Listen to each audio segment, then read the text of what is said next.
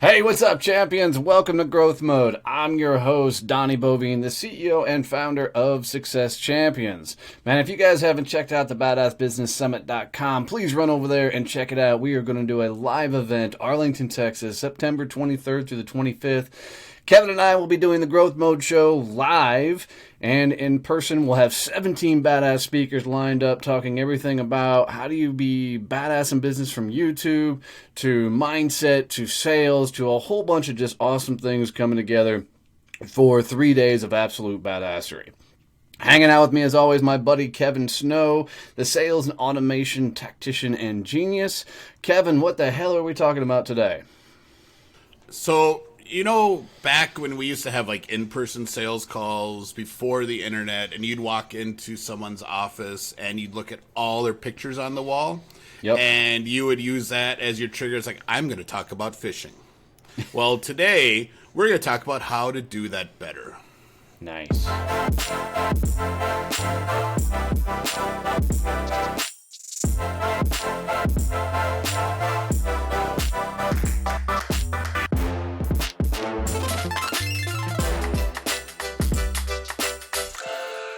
All right, so, connecting with another person is something that's been thrown around in sales since the origin of sales in general. I think back in the 1920s when somebody first started saying, you've got to connect with somebody. You've got to find some sort of commonality between the other person so you can have a better conversation.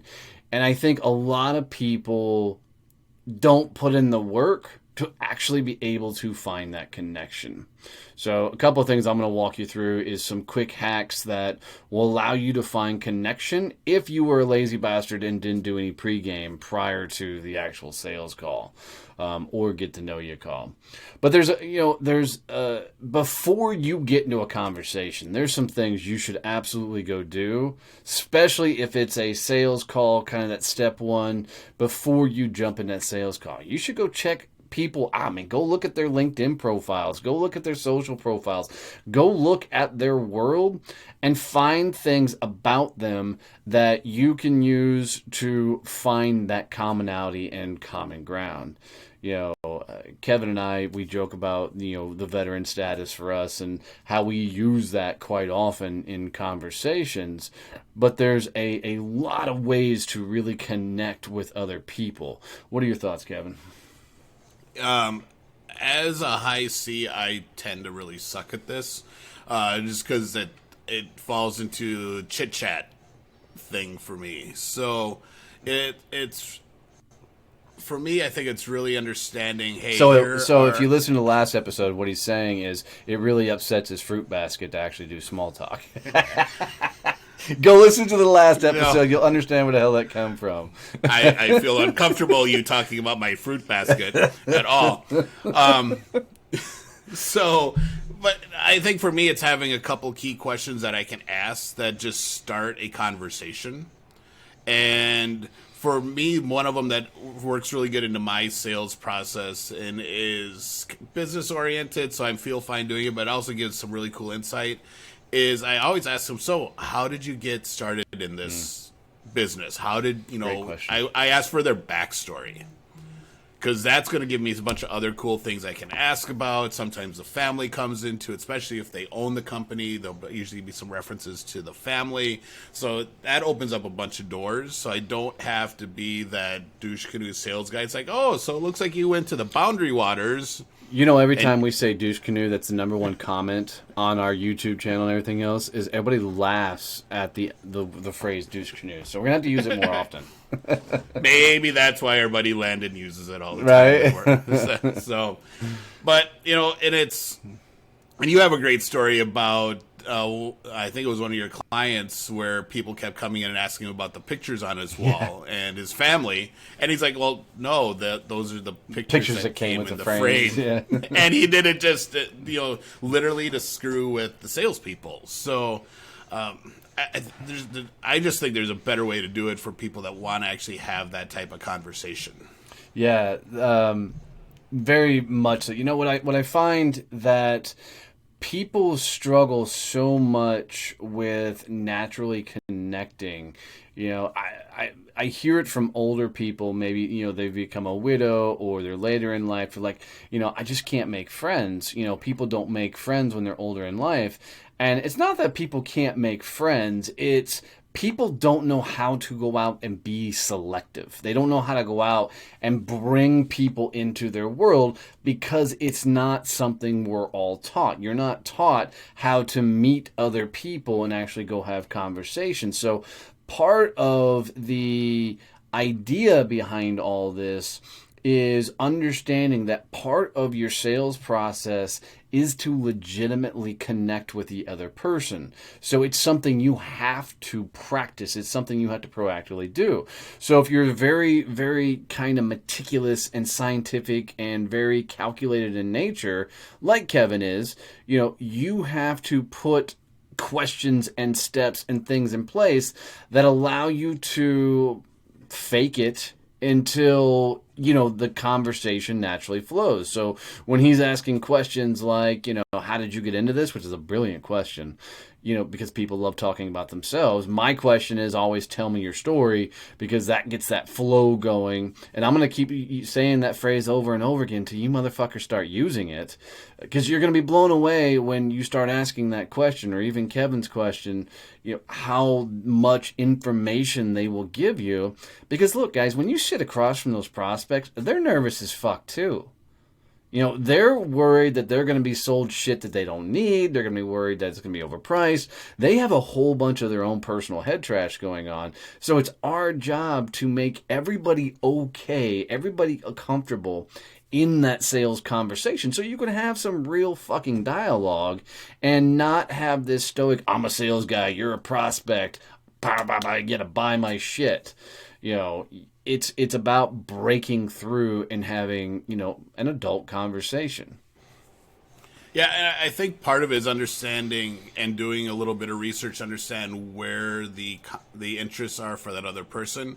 I don't know why this just popped into my head as you were talking, but I remembered back when I was a little kid. So I grew up on a farm in South Dakota, a town of 97 people.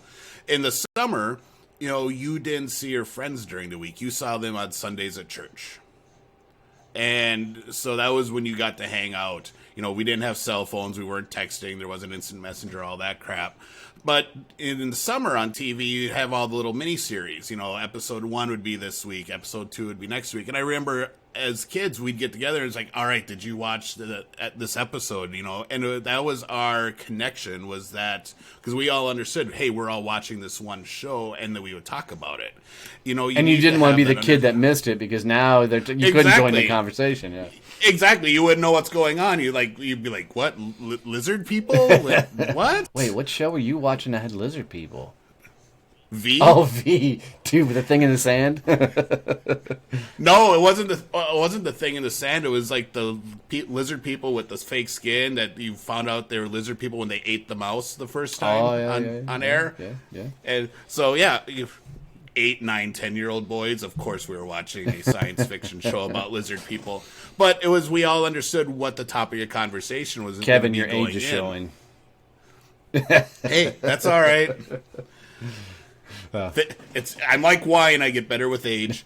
So, but going and just even looking at their Facebook, looking at their LinkedIn, seeing what kind of things they're commenting on, so you can have an idea of what you're about to get into for the conversation is huge. And so you can actually you're not always on the fly.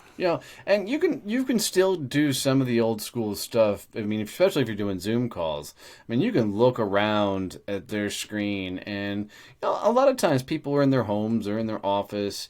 Some people are dumb and just have a white background behind them, which I think is a huge missed opportunity.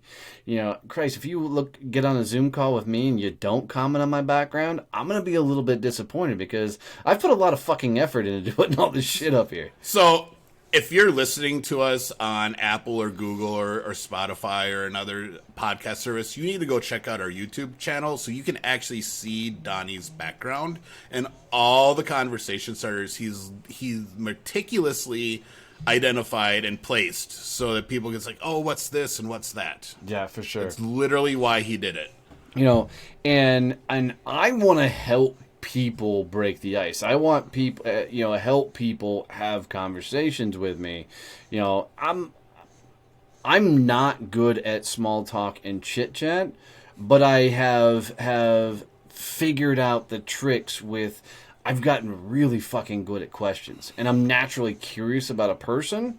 So I can look like I'm a very strong conversationalist when I'm talking to somebody because I'm naturally diving into their world, and that's the mindset you got to be in when you're connecting with somebody is you're listening for moments to where you can really get them to go deeper on whatever they say. And if you get somebody like Kevin, it's really difficult if you're a guy like me to get them in any sort of chit chat and small talk. And your goal isn't really to get them in chit chat. Your goal is to get to commonality. So it's about asking questions, feeling that stoic nature of theirs coming off, but asking more technical, specific questions to allow them to elaborate so they can let their genius out and you can let them geek out on what they're really, really good at.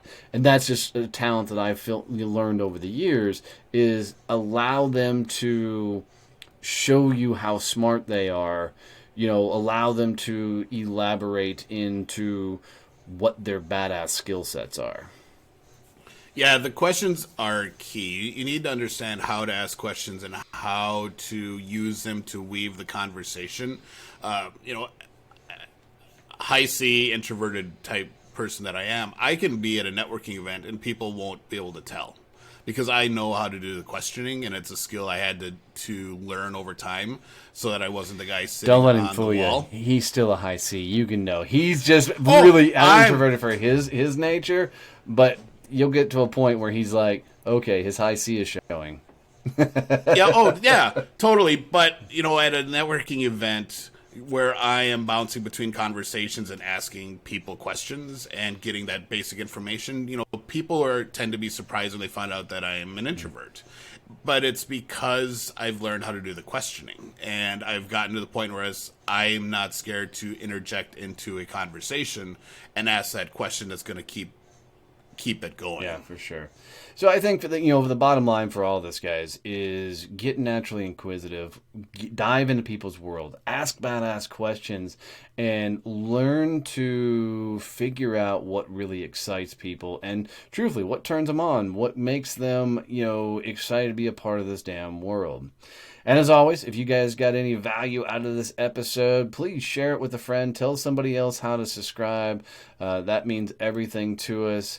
And, at the end of the day, get your ass over to the badassbusinesssummit.com. Come hang out with us September 23rd through the 25th. We'll be damn glad to see you. Love you, mean it. See you, bye.